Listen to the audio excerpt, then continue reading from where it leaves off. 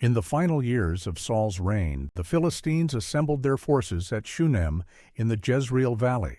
They had marched north from Aphek along the coast, paralleling the Judean ridge, before crossing through one of the passes of Mount Carmel into the Jezreel corridor.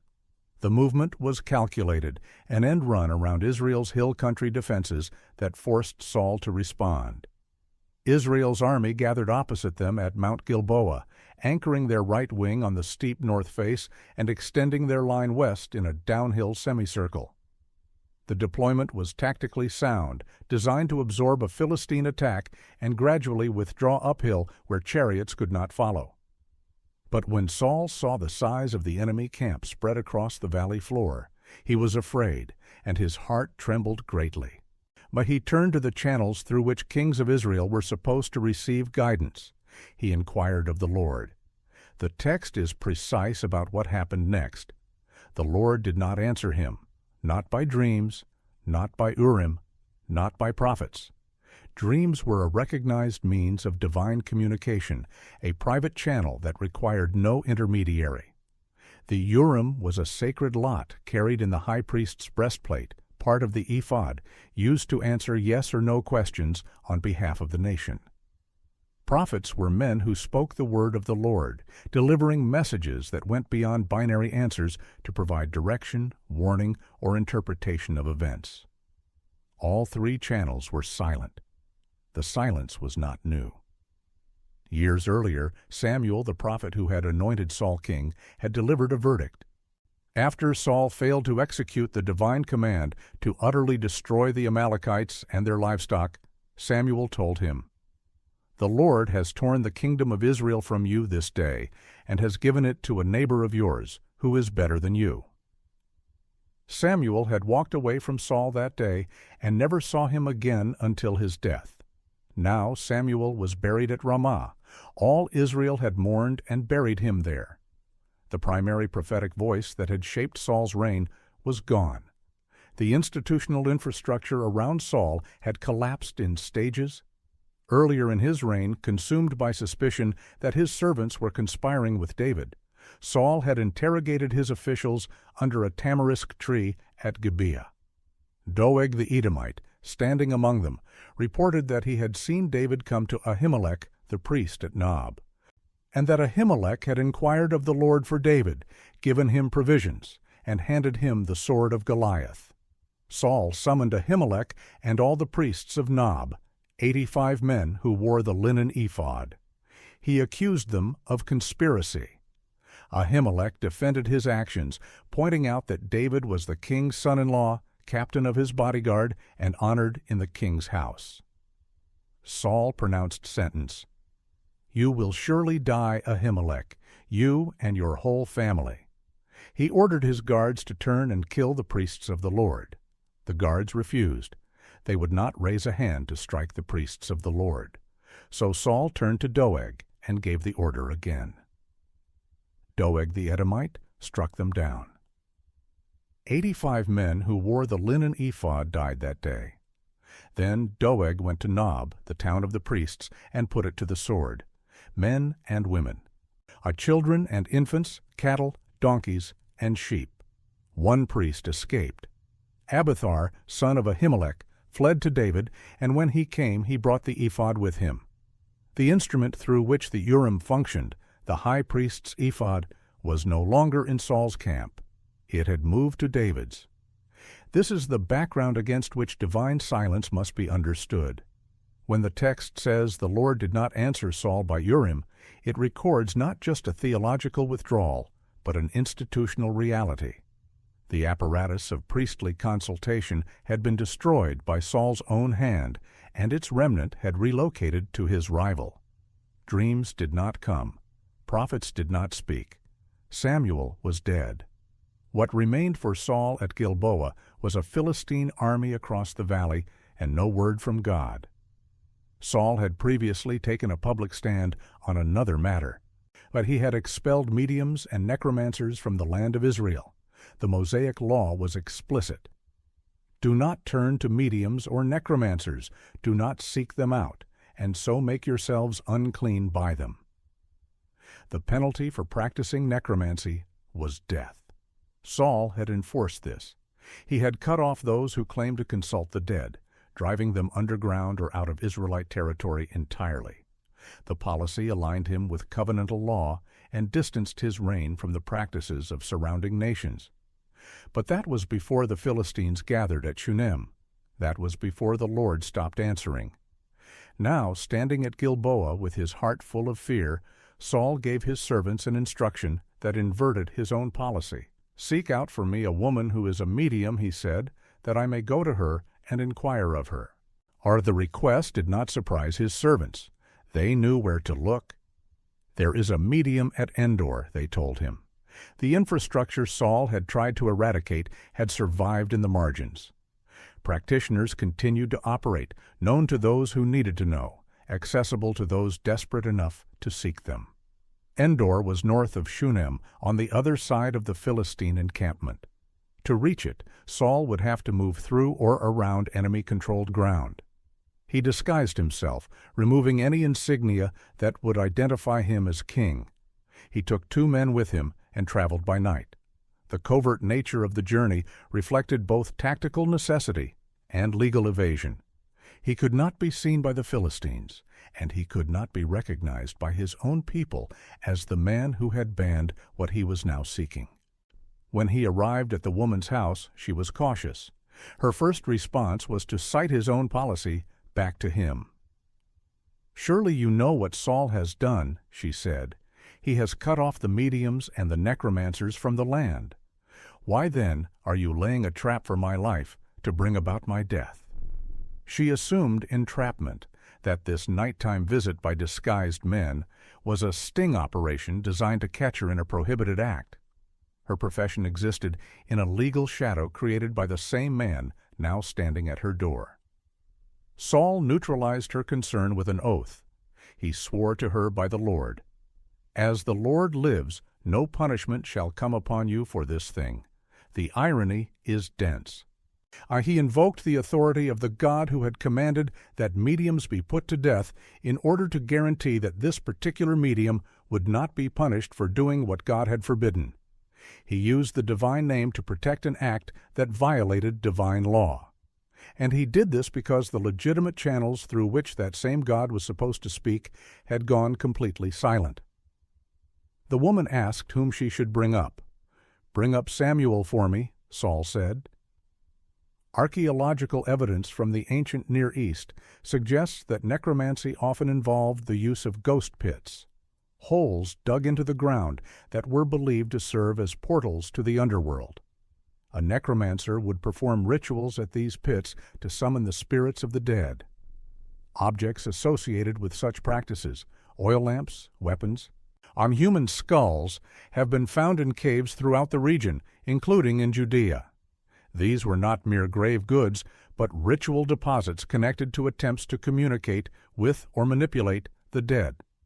Whether the woman at Endor used a ghost pit or some other method, the text indicates she performed a summoning.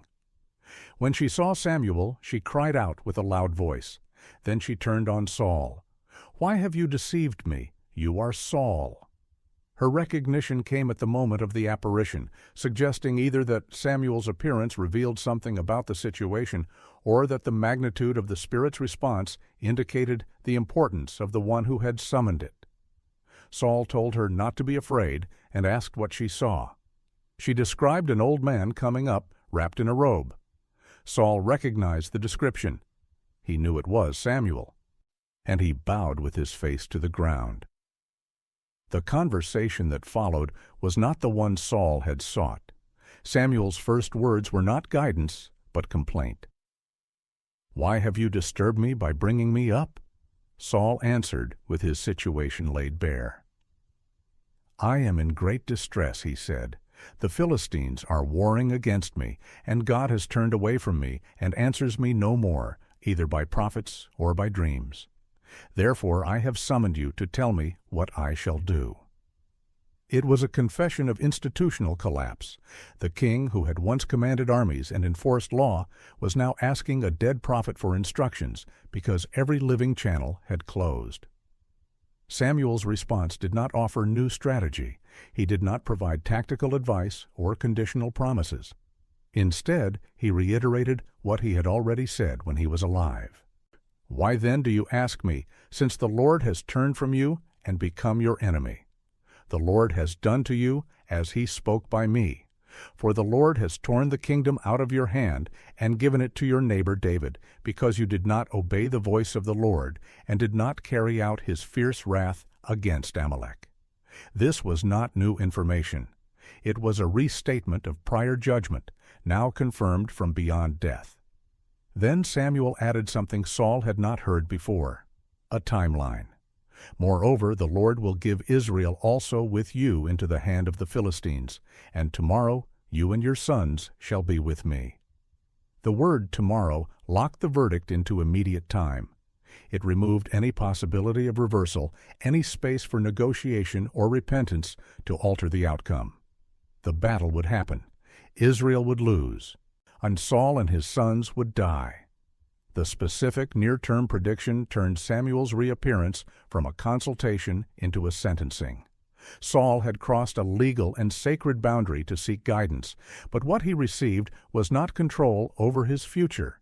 It was certainty that he had no future. Saul fell full length on the ground, filled with fear because of the words of Samuel. He had no strength, for he had eaten nothing all day and all night. The physical collapse mirrored the collapse of his authority and his hope. The woman saw him lying there and came to him. She acknowledged what he had done for her, sworn an oath to protect her, and now offered to do something for him in return. "Let me set a morsel of bread before you," she said, "that you may have strength when you go on your way." Saul refused at first. And his servants and the woman together urged him until he listened. He rose from the ground and sat on the bed. The woman moved quickly. She had a fattened calf in the house. She killed it, took flour, kneaded it, and baked unleavened bread. She set the meal before Saul and his men, and they ate. Then they rose and went away that night. The detail is striking. In the final hours before his death, the king of Israel sat in the house of a woman whose profession he had outlawed, eating a meal she prepared after she had summoned a dead prophet who sentenced him to die the next day. The meal was substantial: a fattened calf, fresh bread, suggesting either hospitality customs or a recognition that this was a condemned man's last supper. The next morning, the Philistines attacked. Their forces came against Saul's center and left, are pressing the Israelites hard all along the line. Philistine chariots swung wide, gained the heights above and behind the Israelite position, and poured down fire from that vantage. The tactical plan Saul had designed to absorb the attack, withdraw uphill, and turn the fight into an infantry engagement collapsed. The Israelites fled before the Philistines. The text says the Philistines overtook Saul and his sons, and they killed Jonathan, Abinadab, and Malchishua. The fighting grew heavy around Saul. The archers found him, and he was badly wounded. Saul turned to his armor-bearer and gave a final order. "Draw your sword and thrust me through with it, lest these uncircumcised come and thrust me through and mistreat me." The request was to control the manner of his death, to avoid capture and the humiliation that would follow. But his armor-bearer would not do it, for he feared greatly. So Saul took his own sword and fell upon it. When the armor-bearer saw that Saul was dead, he also fell upon his sword and died with him. The king, his 3 sons, his armor-bearer, and all his men died together that day. When the men of Israel who were on the other side of the valley and those beyond the Jordan saw that the army had fled and that Saul and his sons were dead, they abandoned their cities and fled. The Philistines came and occupied them. The next day, when the Philistines came to strip the slain, they found Saul and his 3 sons fallen on Mount Gilboa. They cut off Saul's head and stripped off his armor. They sent messengers throughout the land of the Philistines to carry the good news to their idols and to the people. Yet they put his armor in the temple of Ashtaroth, and they fastened his body to the wall of Bethshan. When the inhabitants of Jabesh-Gilead heard what the Philistines had done to Saul, all the valiant men arose and went all night, and took the body of Saul and the bodies of his sons from the wall of Bethshan. They brought them to Jabesh and burned them there. Then they took their bones and buried them under the tamarisk tree at Jabesh and fasted 7 days. The immediate beneficiaries of the collapse were clear. The Philistines gained a decisive military victory, removed the sitting king of Israel, eliminated his heirs present in the battle, and secured territorial control over contested regions in the north. They humiliated Israel by displaying the king's body publicly, sending the message throughout their own cities and sanctuaries that their gods had prevailed. For the Philistines, Saul's death was both a tactical win and a symbolic triumph. David, though not present at the battle, became the indirect beneficiary of the dynastic vacuum. Samuel had told Saul at Endor that the Lord had given the kingdom to your neighbor David. With Saul and 3 of his sons dead, the path to David's eventual kingship was cleared of its primary obstacle. David had not orchestrated this outcome. He was in Philistine territory at the time, having been dismissed from the Philistine army before the battle. But he inherited the result. The woman at Endor gained something more limited, but immediate. She received royal protection, backed by an oath sworn in the name of the Lord, and guaranteeing she would not be punished for the very act Saul had once legislated against. She was paid, in effect, for her professional services at the highest level of the state, by the head of state himself operating in secret violation of his own public policy. Whether she continued to practice after that night is not recorded, but the episode confirmed that her skill set, though illegal, could command the presence of a king. The costs, however, were distributed far more widely. Saul absorbed the ultimate personal cost. His authority, his life, and any hope of dynastic continuity ended on Gilboa. His sons, killed in the same battle, paid with their lives for their father's collapsed legitimacy. The army of Israel, defeated and scattered, suffered casualties and the demoralization of watching their king die. And communities in the northern regions faced Philistine occupation, the seizure of their cities, and the collapse of centralized defense. But the cost extended beyond the immediate battlefield.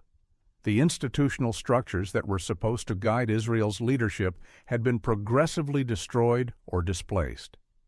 Saul had massacred the priests at Nob, eliminating 85 men who wore the ephod and the entire priestly town, leaving only one survivor who fled to David with the remaining apparatus of divine consultation. He had driven mediums and necromancers underground, creating a legal prohibition he would later violate in desperation. Samuel, the prophet, who had anointed him and represented continuity with the previous era of judges, was dead.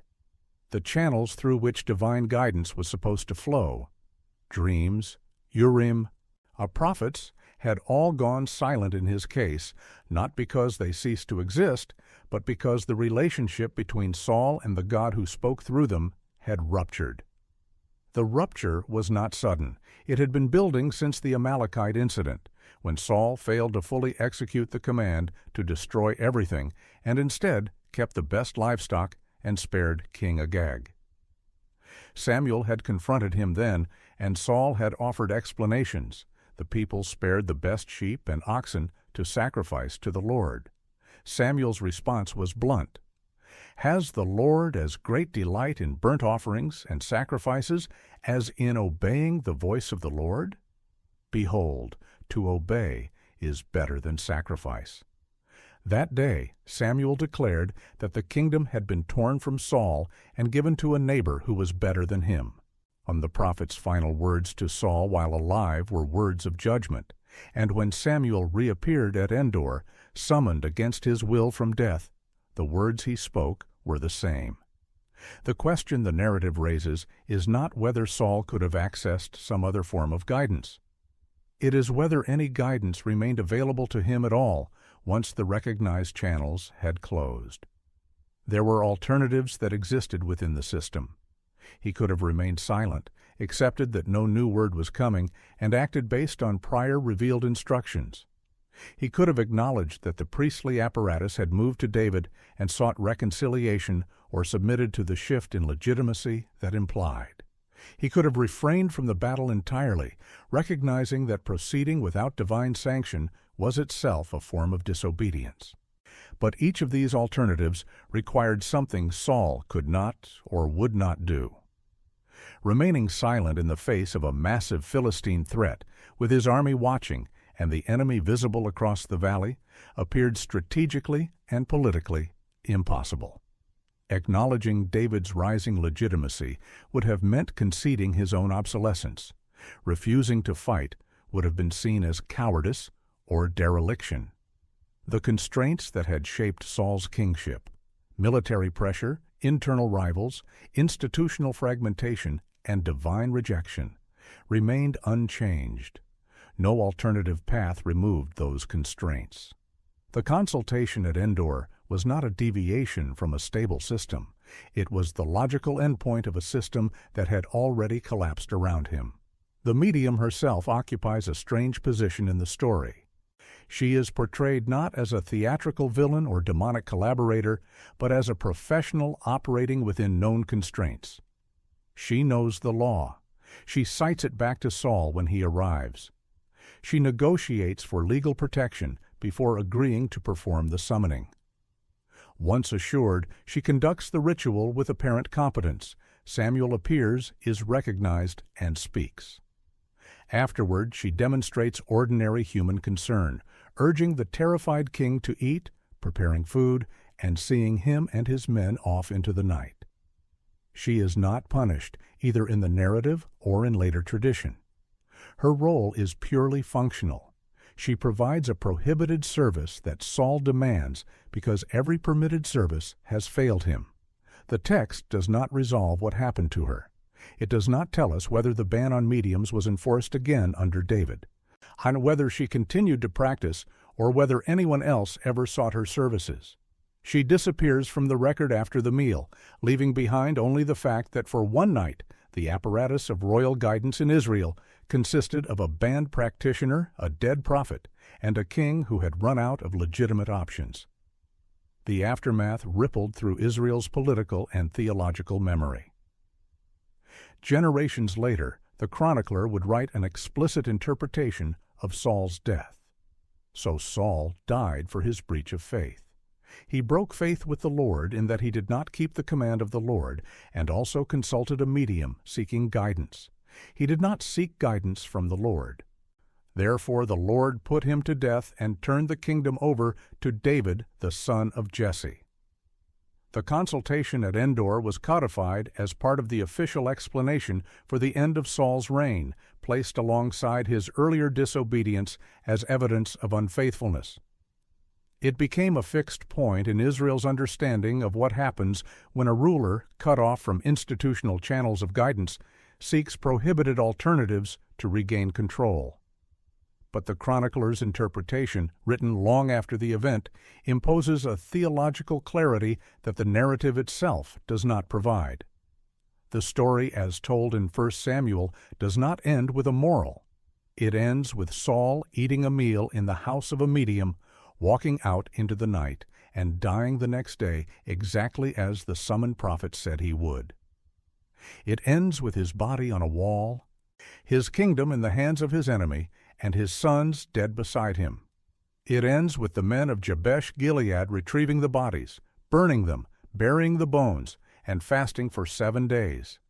And then it moves on to the question of what comes next, without pausing to resolve what had just collapsed. The unresolved consequence is not that Saul died.